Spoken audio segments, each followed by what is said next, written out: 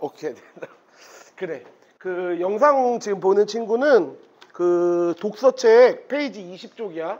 먼저 스톱해놓고 풀어. 영상 스톱해놓고 보자. 우선 얘들아, 잠깐만 1문단만 좀 읽어볼게. 이제 명제란 논리학의 기본 단위로 참, 거짓, 판명할 수 있는 문장, 이게 명제래. 그래서 2번에 1번은 맞는 말이었어. 참과 거짓을 판단할 수 있으니까 명제다, 이거는. 이해되지? 이러한 명제는 철수는 사람이다처럼 단일한 문장으로 구성된 단순 명제와, 얘들아 이 명제를 지금 뭐하고 있냐면 분류하고 있지. 단순 명제에 바나나는 과일, 상추는 채소, 이렇게 두 개의 명제로 이루어진 거 합성 명제, 이렇게 두 가지로 구분된다라고. 그 다음에 이 문단에 보면은 이제 단순 명제 중에서 하고 이제 요거 설명이 시작되고 있어. 그 다음에 3문단 보면은 한편 정원 명제들 사이에는, 이거 정원 명제는 뭐냐면은 요 이 문단 첫째 줄에 나오지. 이거 그냥 단순 명제의 하나야. 그치?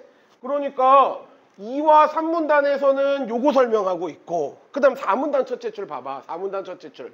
합성 명제 중에서 이렇게 나오잖아. 그러니까 4문단, 5문단은 이제 그런데 하면서 이 합성 명제를 조금 더 구체적인 내용을 부연 설명하고 있을 거야. 요렇게 흘러가는 거야, 글. 그치? 2문단 안 읽을게. 저번에 했던 거니까. 요렇게 네 가지로 단순 명제, 정원 명제 구분된다, 이 얘기였고. 그 다음에 얘기하고 싶은 거 이제 3문단 보자. 한편 정원 명제들 사이에는 두 명제가 동시에 참일 수도 동시에 거짓일 수도 없는 모순 관계가 있고, 그래서 여기 잠깐만, 동시에 참, 동시에 거짓 둘 다 안 된대. 이 모순 관계. 그 다음 동시에 거짓이거나 한쪽만 거짓일 수는 있으나 동시에 참이 될 수 없다. 이제 요게 반대 관계의 특징을 제일 잘 보여주는 말이지. 그치? 동시에 거짓. 아이씨, 잠깐만. 이거를 이렇게 쓰는 게, 일단은 보기 좋게 쓰려면 이렇게 쓰는 게 좋겠다. 아이씨, 이거 어떻게 써야 되냐? 그냥 아까 동시에 참도 안 되고 동시에 거짓도 안 되고, 그래서 이제 이게 모순 관계고, 그 다음에 동시에 참이 안 된다 하면은 이거는 반대 관계야. 얘는 이제 동시에 거짓은 되겠지. 그 다음에 동시에 참이거나 한쪽만 참일 수는 있지만, 요게 소반대 관계의 특징을 제일 잘 보여주는 거네. 동시에 거짓이 안 되는 거. 동시에 거짓이 안 되는 거, 그러면 요거는 소반대 관계, 이렇게. 근데 내가 하고 싶은 말은 여기 조금 읽을 때 조금 이해가 조금 안 될 수도 있어. 딱 개념이 뭐랄까 머릿속에 이렇게 딱 붙지 않을 수도 있어. 그냥 패싱해. 문제에서 물어보면 그때 소반대 관계에서 문제가 나오면은 그때 이거 다시 한번 생각해 보면 된다고. 알겠지? 시간 끌어먹지 말고 여기서.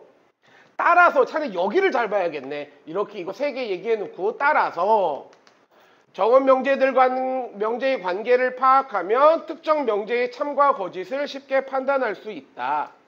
그런데 모든 수험생은 학생이다라는 명제가 참이라면 모두 다 학생이래.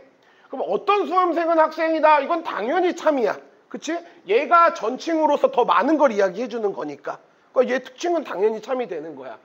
근데 모든 수험생은 학생이다라는 명제가 거짓일 경우 어떤 수험생은 학생일 수도 있고 아닐 수도 있는 거야. 이 수험생 중에 학생이 아니라 고양이가 들어가 있을 수도 있거든. 그러니까 요거는 참과 거짓을 판단할 수가 없는데 이러한 관계를 대소관계라고 한다. 이렇게. 그래서 대소관계의 특징은 바로 요거네. 참과 거짓을 판단할 수 없는 거. 요거 이제 대소관계, 이렇게. 이거 질문을 먼저 좀 받고 할 걸 그랬나? 그 다음에 4문단 합성명제 하기 전에 잠깐만, 몇 번에 몇 번 답지 좀 고민됐더니 그거 먼저 좀 불러줘봐. 뭐 맞았어도 조금 헷갈렸던 거. 3번에 4번. 너 3번에 4번? 그래. 알겠어. 또? 뭐야? 아무도 없어? 그래, 그럼 마저 이야기 얼른 질문 보고 얘기할게. 자, 이제 합성명제 이야기 나오는데 이제 우선 첫 번째 요거 잘 잡으면 됐었지. 여기 A라면 B이다 이렇게 나오는 거 뭐 가원명제라고도 하고 조건명제라고도 해. 뭐뭐라면이라고 했으니까. 그래서 이제 A를 조건, B를 결론이라고 한다. 그 다음에 이때 만일 B가 아니면 A도 아니다 이렇게 바꿔가지고 낫을 붙이면 아니다라고 붙이면 걔는 대우명제라고 한대. 그래서 여기 마지막 부분에 정리 잘 해주네. 원명제는 A라면 B이다로. 그럼 요거의 대우명제는 어떻게 돼? B가 아니면 A도 아니다 이렇게 가는 거 대우명제고. 그래서 합성명제에서는 이제 요렇게 두 가지 이야기를 했었어. 근데 이제 중요한 말은 이거였어. 혹시나 틀렸으면은 요거 때문에 4번 문제 틀렸을 텐데 요 봐봐. 이때 원명제가 참이면 대우명제도 참이고 원명제가 거짓이면 대우명제 역시 거짓이 된다. 이걸 가지고 4번의 디귿을 판단하는 거야. 4번의 디귿을 논리적으로 생각하는 시험이 아니라 지문 내용을 바탕으로 풀어내는 거잖아. 4번의 디귿 좀 봐봐. 원명제의 결론에 참과 거짓을 판단할 수가 없다면 대우명제 결론에 참과 거짓도 판단할 수가 없다. 그치? 원명제가 참이면 이것도 참이고 원명제가 거짓이면 이것도 거짓인데 이게 참인지 거짓인지 판단 못한대. 그럼 이것도 판단 못하는 거가 되는 거지. 이해되지? 그래서 디귿은 맞는 말이었어. 디귿은 맞는 말. 그 다음에 여기도 하나만 조금만 보고 갈게. 그 다음에 이제 요거 이해했니? 요거 이해했어야 되는데 봐봐. 뭐 5문단에 A 또는 B라면 C이다 이렇게 가원명제 있을 때 이 말은 다시 여기서 풀어줬네. A면 C이다 또는 B면 C이다의 형태로 나타낼 수 있다 이렇게. 이는 A와 B 중 하나의 조건만 충족되면 또는이라 그랬으니까 둘 중 하나만 충족되면 돼. 그러면 C가 성립된다는 것을 의미하는데 이 가원명제의 대우명제는 자 요거를 납붙여가지고 요렇게 갖다 쓴 거고 그 다음에 요거 이렇게 괄호로 묶여 있잖아. 그래서 요거는 건드리지 않았어. 지금 대우명제에서 또는이라는 말을. 그리고 여기다가 낫 이렇게 붙인 거였고 형태로 나타날 수 있다. 요거와 관련해서 좀 봐야 되는 게 질문이 없었긴 했는데 2번에 5번 답지 생각해봤니? 2번에 5번 답지? 원명제 A 그리고 B라면 C 요거의 대우명제는 그러면 낫 C라면은 낫 해놓고 그냥 여기서 유추해내는 거였어. 여기서 이 또는을 바꿔치기 하지 않았거든. 그러니까 여기가 엔드면 여기도 그대로 엔드 이렇게 들어가는 거. 그 다음에 이걸 풀어서 생각해봐도 맞는 말이야. 그럼 패스할게.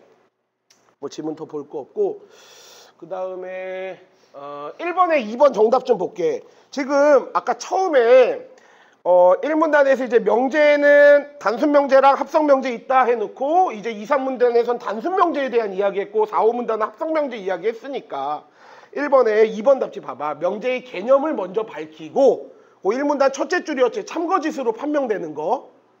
그 다음에 종류와 특징을 예시를 사용하여서 뭐 수험생은 학생이다 뭐 이런 거 예시를 사용해가지고 설명하고 있다 이렇게 가는 거지. 그치? 이해되지? 그 다음에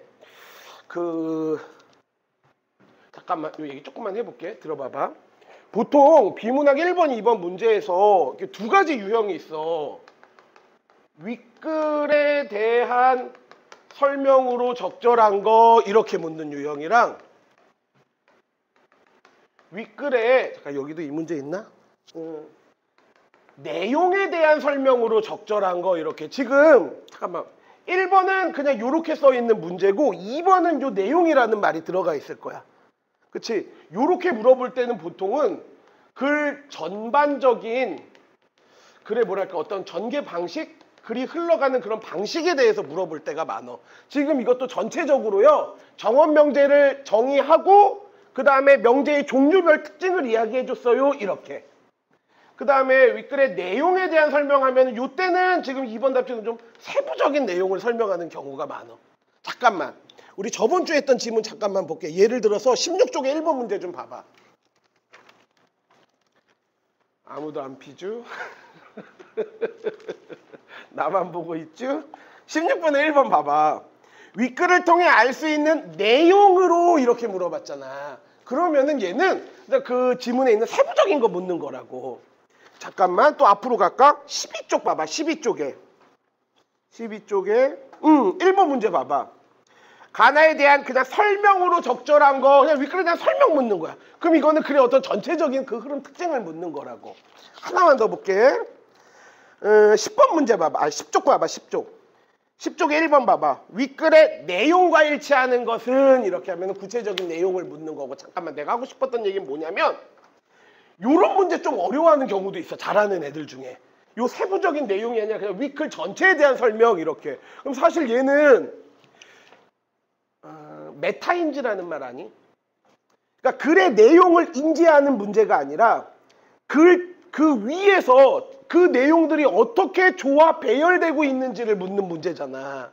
이런 1번 문제가 어려우면은 이거 그냥 제일 마지막에 풀어. 왜냐면 우리는 일단 세부적인 내용이 여기서 체계화로 이렇게 만들어져야지 아 글이 전체적으로 이런 흐름을 가지고 있구나 이거를 파악할 수 있는 건데 처음 1번부터 이런 거 빡 걸려버리면은 세부적인 내용도 안 잡힌 상태에서 더 어렵기도 하다고. 차라리 이런 문제는 거의 다 적절한 거 묻는 거거든. 그래서 보통 3개 정도는 갈라지잖아. 막 쓸데없는 이야기 하고 있잖아. 뭐 문제의 원인과 해결책에 대해 밝히고 있다. 전혀 그런 거 아닌데. 또는 이 이론에 관한 여러 학자들의 의견을 소개하며 이런 거 사실 전혀 이런 건 뭐 쉽게 갈라지지만 한 2개 정도 좀 힘들 때도 많단 말이야. 선지 2개가 뭐가 답인지 좀 파악 안 될 때가. 차라리 좀 마지막에 푸는 것도 괜찮아. 알겠지? 그 다음에 그래서 1번 문제 됐고 다시 여기 몇 쪽이었냐? 20쪽에 2번 문제 2번 문제도 좀 얘기하고 싶은 게 야 2번에 2번 답지 어떤 생명체는 이라고 했으니까 전칭이야 특칭이야?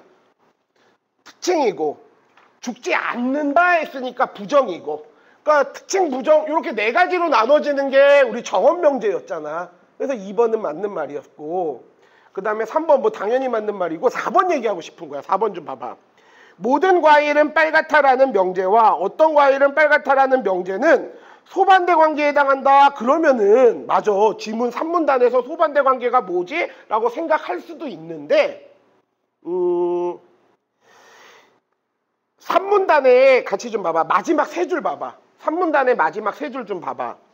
모든 수험생은 학생이다 라는 명제와 어떤 수험생은 학생이다라는 명제는 대소관계다 이거잖아.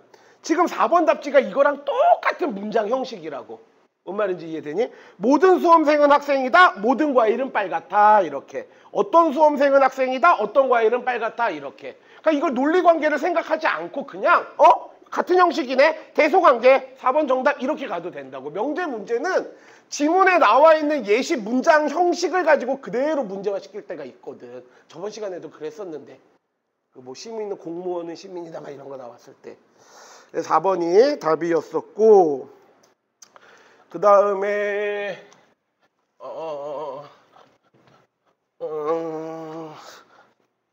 이거 4번 문제 먼저 얼른 좀 풀어볼게. 보자.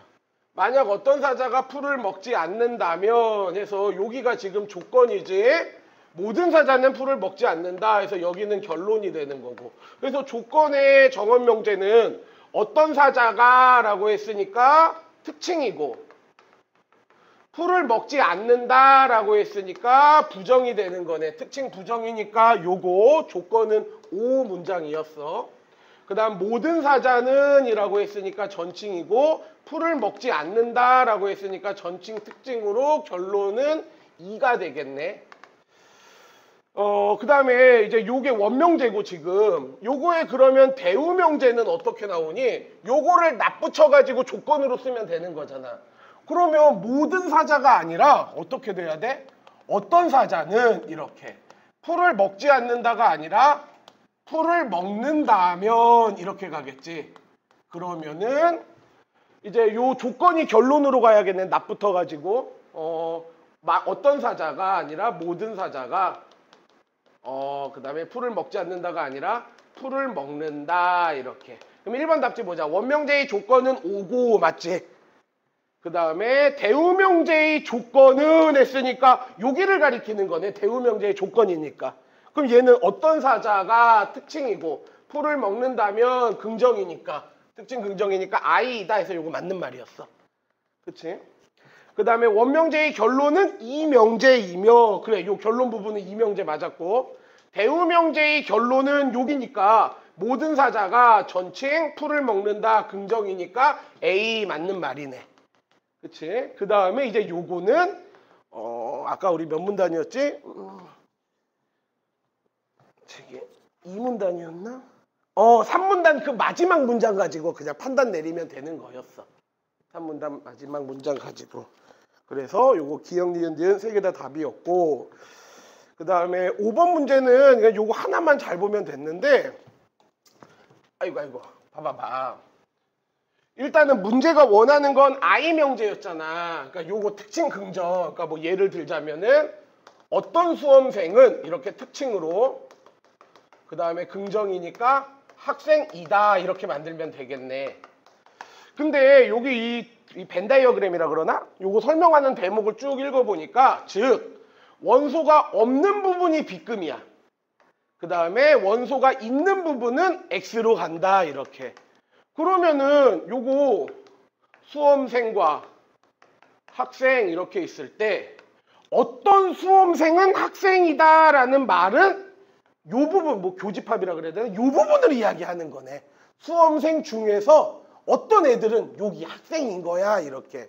그러니까 요 부분을 가리키는 건데 우리는 그냥 관습적으로 여기니까 이렇게 쳐버리면 되는데, 쳐버리는데 그건 없단 얘기가 돼버리니까. 그래서 요 보기에 맞게 보려면 여기다 X 이렇게 들어가야겠네. 답 뭐니? 답이 3번이니? 3번 맞네. 3번 이렇게 들어가야지.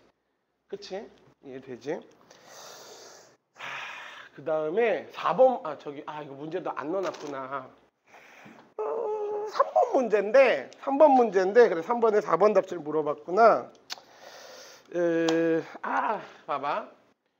3번에 지금 기억과 니은이 이렇게였고, 모든 수험생은 학생이다. 요게 참이라면 다 학생이야. 다 학생이야.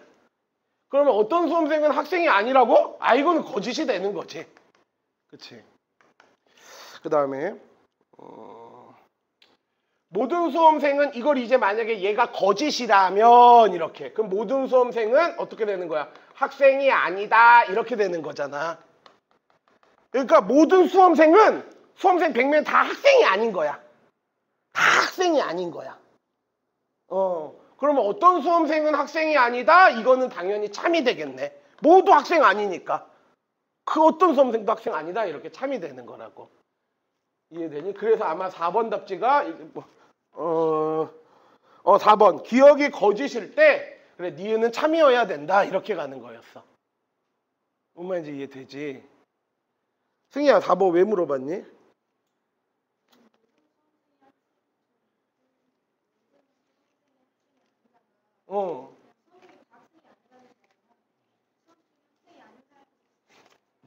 맞아. 그래서 내가 이 문제를 한 15분을 생각했어. 그리고 교무실에 다른 선생님들한테도 물어보면서 이게 좀 문제가 있다라고 결론은 그렇게 내렸어. 그러니까 그냥 처음 저거 설명한 걸로 그냥 답 찾으면 돼. 그래서 이거 질문 안 나오기를 바랬는데 그냥 질문이 나왔으니까 이야기 조금만 해볼게. 이게 사실은 약간은 문제가 조금 될 수도 있어. 정보가 없어가지고. 독서 지금 이 첫 번째 건데 얘는 수특이고, 그 다음 두 번째, 세 번째 거는 저기야. 다 고3 문제, 그 모의고사 문제들이야. 그래서 아무래도 수특 EBS 문제다 보니까 약간의 모순이 좀 생기는데, 일단 친구 말은 이거야.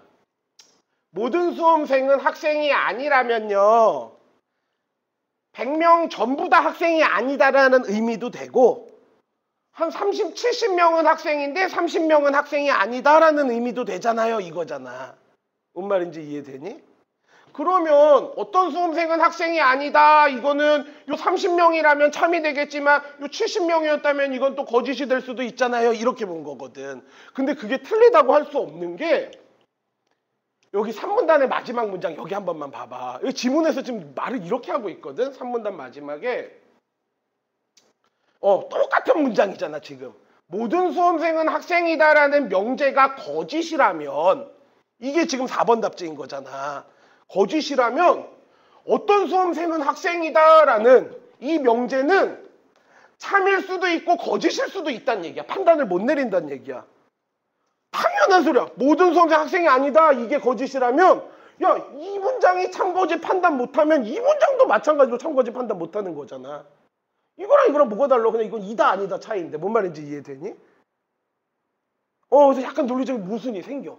그러니까 뭐 핵심은 그 얘가 좀 중의적으로 해석이 될 수가 있어. 모든 수험생 100명 전부가 학생이 아니다라는 의미도 되지만 모든 수험생 학생이 아니라고 하면은 그래도 학생 애도 있고 아닌 애들도 껴있다 이런 의미도 된다고.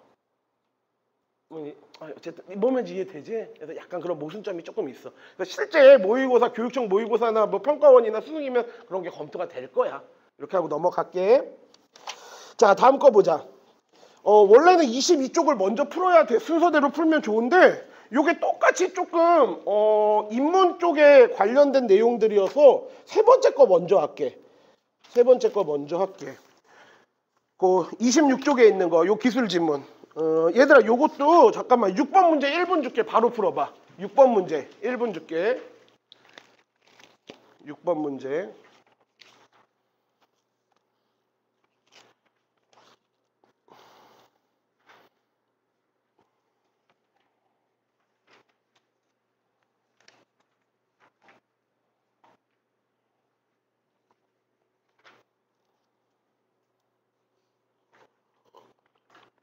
그래.